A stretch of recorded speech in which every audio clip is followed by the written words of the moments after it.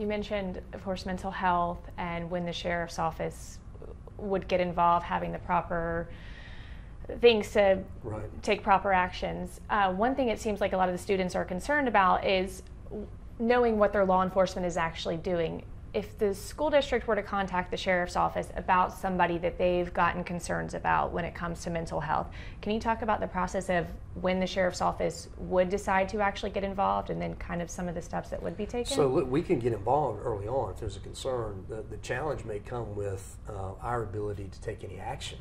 That's what may happen. So, we can refer, we can coach, we can say, think about these suggestions, but until an individual meets the criteria for Baker Act, there's not a lot we can do in terms of actually taking that individual into custody and taking them to a mental health facility. So they've got to meet that threshold for Baker Act. Something that happened in Jacksonville just this past year that's very important is we opened something called a Comprehensive Service Center in Jacksonville.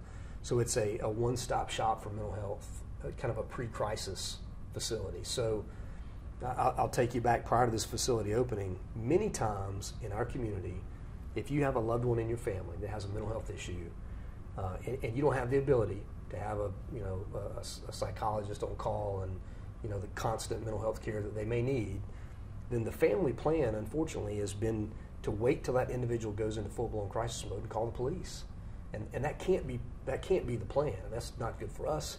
It's not good for that family. It's not good for that individual. That really our ability at that point, all we have the ability to do is go to that individual, compel them into the backseat of a police car, and take them to a facility.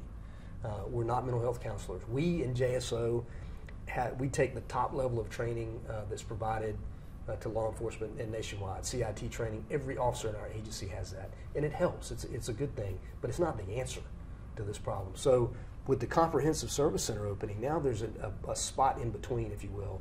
In between I'm doing okay and I'm in full-blown crisis.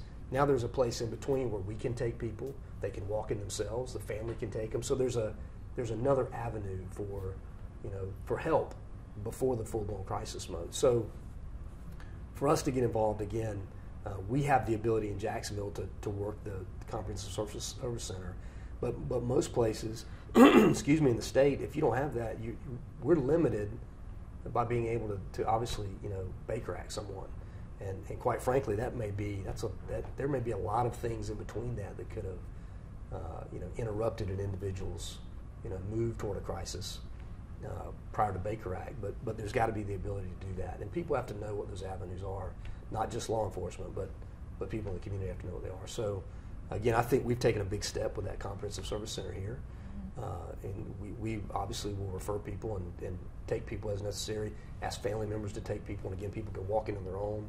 So it's a spot to go prior to someone having a complete break with reality, and then now you're dealing with a completely different problem at its worst.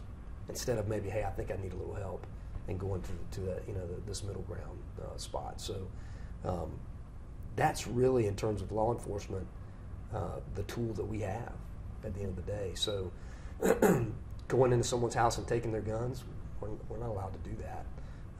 There's got to be a reason why. Typically followed up with a court order as to with an ability to do that. So there are a lot of things I think people assume that police officers can do that we can't. So, and again, the new legislation has fixed some of that for us, especially when it comes to intervening with someone who's mentally ill. Still gives that family or that individual the due process that they deserve, but it gives us the ability to, again, maybe take some firearms away from people that are clearly in this window of time should be prohibited from owning those guns or possessing them. And so again, there's a lot of work left to do, but there's some work that's been done.